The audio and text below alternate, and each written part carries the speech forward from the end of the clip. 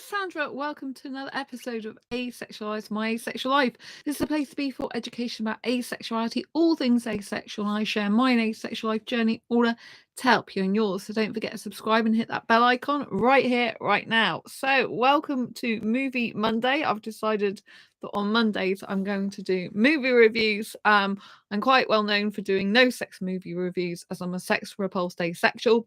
But I wanted to review this movie that does have some sexual references in it. You might have known I've moved home, so I'm now in the roof, as you probably noticed with the beams. And my Blu-ray player wasn't working because the remote wasn't working. It wouldn't work properly without the remote. And all the remotes needed batteries. And so I managed to get, well, my friend Andy managed to get my VHS player. VHSs are quite old now. Videotape, right? So this is my face off movie on videotape, which is quite, I know it's an old thing, but my player still works, so I was lucky in the sense I could still watch a movie. So this movie is really, really excellent. If you've never seen it, I highly recommend it. It's an action thriller. To me, it's also like a psychological thriller as well. But it's the main characters are played by John Travolta and Nicolas Cage, which are two of the best actors probably in the world, in my opinion. And in this film, John Travolta is playing an FBI agent basically, and his name is Sean, and he is shot at, but the shot doesn't go to him, it goes to his son and kills his son. And the guy who did it is a guy called Castor Troy. And so basically he has to John Travolta's character has to basically take revenge. Well, he doesn't have to, but he does take revenge on Castor Troy. So Sean Archer is what's the character of the John Travolta. If you don't like spoilers, please do not watch any more of this video, because if you want to see it, then I'm going to spoil it for you. So basically, Sean Archer, Castor Troy, and Sean's son was killed, and then 6 years later, he's still looking for Castor Troy, trying to find him, trying to hunt him down, and basically take revenge for what happened to his son. Now, Castor Troy wasn't intending to kill his son; he was intending to kill him. But anyway, so what happens is Sean Archer eventually catches up with Castor Troy and knocks him unconscious and into a coma, basically. And he thinks that Castor Troy is always going to be in a coma. But the problem is there's a bomb that Castor Troy basically set a timer for, and only Castor's brother and kind of like baddie clan know where it is. So what happens is Sean Archer then has to go undercover as Castor Troy in order to find out where the bomb is, to save the day basically, and like save thousands of lives. But the nuance to this is, in order to do this, Sean has to take the face of Castor Troy. So literally this surgeon cuts Castor Troy's face off and puts it on Sean Archer, and obviously Sean's had to have his face cut off as well, and Sean's face is being preserved in like this fluid. It really is quite disgusting in some ways. You don't totally see everything, but you do see them cutting into the face, and you do see them like moving it a bit, and you do at one point see Castor Troy wake up from his coma with no face on. He's got his face off, and you see him like his reflection in the mirror without a face on. It's really quite weird. It's a bit sick, but it's a very cleverly done film, because you don't expect the people to actually take their whole faces off with a surgical procedure and augmentation. Do you expect, like it to just be face off, to just be like an analogy or something? My friend, when I told her, my asexual friend Vanessa, when I spoke to her and I didn't tell her exactly what it was, when I told her the title, she thought it was a dance movie like Dance Off, but it was Face Off instead. She didn't realise until I got into the storyline about this movie, but it's really good because when what happens is, like, Castor Troy becomes awake, like I said, from his coma, and then he kills the surgeon that cut the face off Sean and Sean Archer, and so Castor Troy is tr literally destroying the person that allows Sean to go back to being himself, because at the moment he is posing as Castor Troy. Now he hates Castor Troy because Castor Troy killed his son.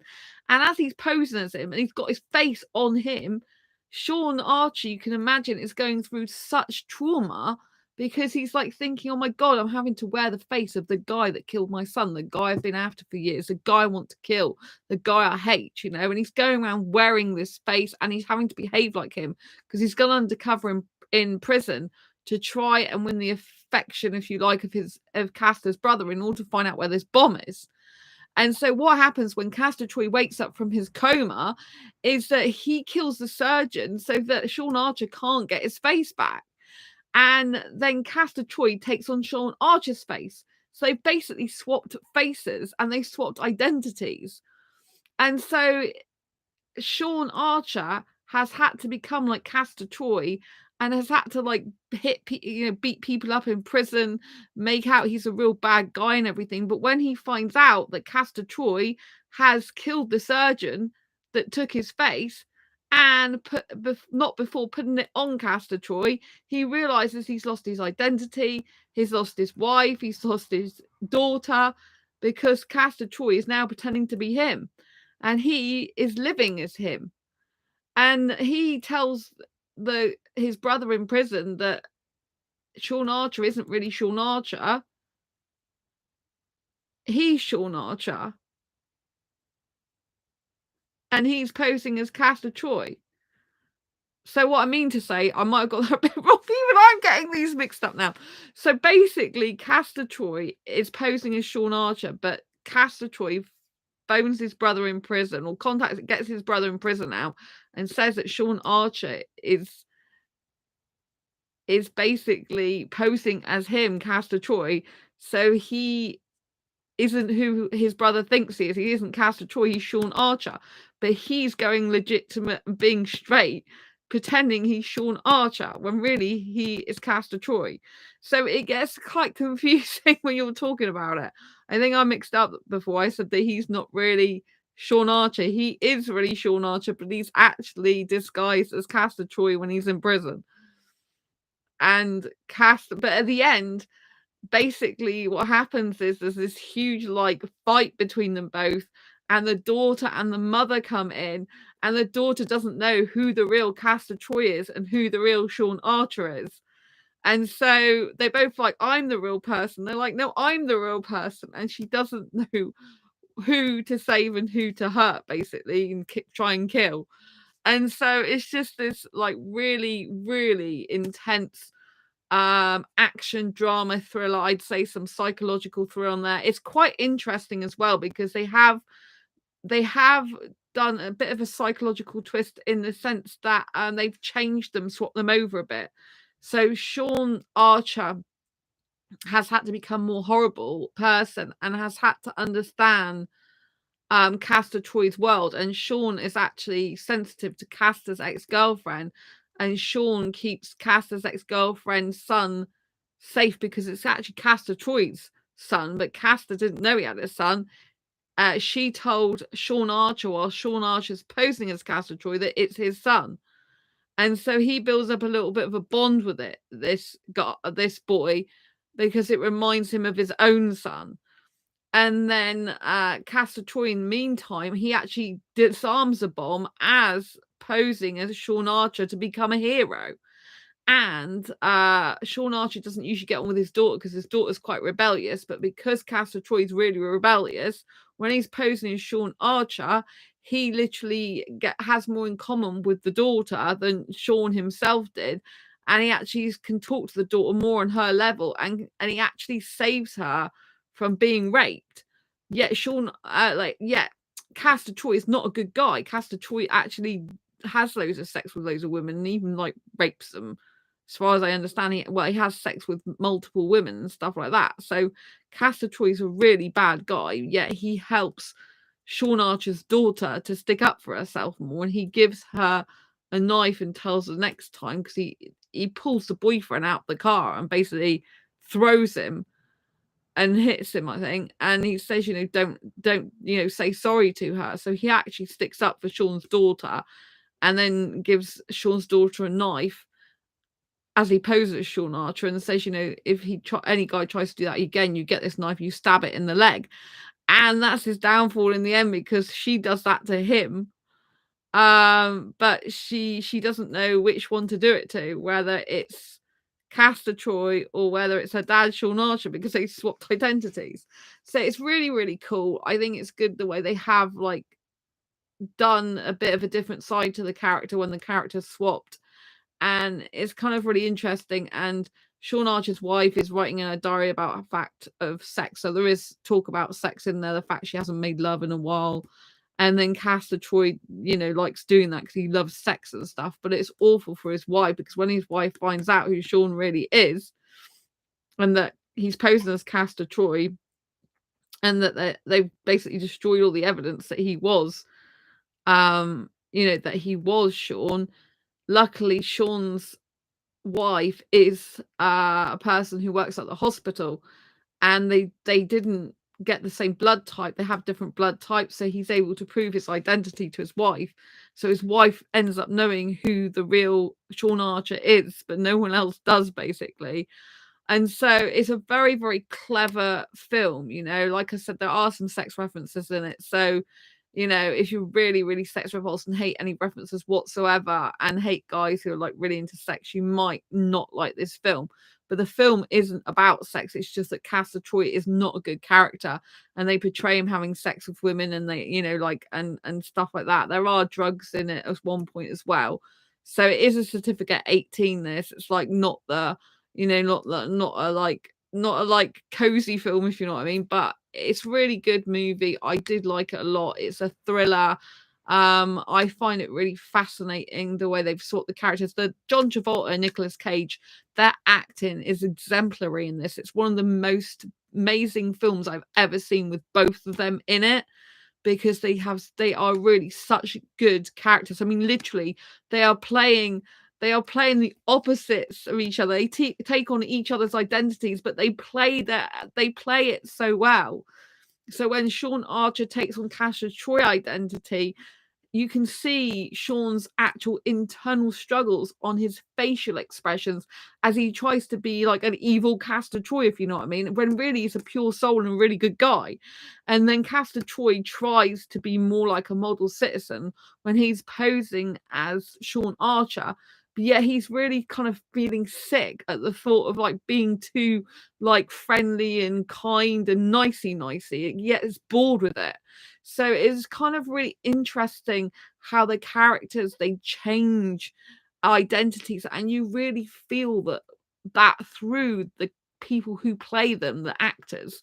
It's a very fascinating film, very insightful. Yes, you don't have to get it on VHS. You can get it, I'm sure, on Blu-ray or DVD. This is really old. Like I said, because I've moved and my Blu-ray player wasn't working, I happen to still have a VHS player, and this is one of the VHS tapes I have. Yes, I know it's quite old, but hey, it works still. It's a Matsui with a Nikam, a Nikam internal operating system, for the VHS. So Nikam is a really good make, so that's probably why it's still going years later. But they're obsolete pretty much VHSs now. But anyway, I have an obsolete. I remind myself of the Terminator. I'm old but not obsolete. I'm not old, but I mean, when the Terminator says it, VHS players are old but not obsolete, but they are kind of obsolete, because you can't really go and pick a VHS player up now unless there's probably somewhere online that does them and specializes them, because records have come back now. I don't know if you know that. You probably noticed the records were going, and the record players were being gone. And then you can actually go to shops and buy record players. In Exeter, in the UK where I live, there is literally a place that does things and different instruments and music stuff, and they literally have record players you can buy. So, maybe VHSs might come back in years to come. I doubt it because Blu-ray and DVD is so much better, right? But there's probably some people that still make them, or some way you can still get hold of them. But anyway, so go and look up Face Off on Amazon. I'm sure you can like rent it from there. And it's a really good movie. I think it's very fascinating to see how the characters interact with other people when internally they haven't changed, but externally they have, because they've swapped identities. But on the inside, they're still the same. But there is some like change that goes on in them a little bit. So yeah, go and check it out. It's a really fascinating film, and I hope you like it as much as I do. I'd love to know your thoughts in the comments. If you've seen this film before, then please do share what you think of it in the comments. If you've heard reviews and stuff about it and other reviews, then I'd be pleased to know about them. So just pop your comments down below and let me know what you think and feel of this movie. And if you haven't tried it, go and try it, and just have a look and see what you think. Anyway, I hope you found this video useful, helpful, insightful. If you have, please give it a thumbs up. It's the first live stream I've done in a while, and I should be doing many more. Tomorrow I'm out and I'll be recording some because it's a very special day.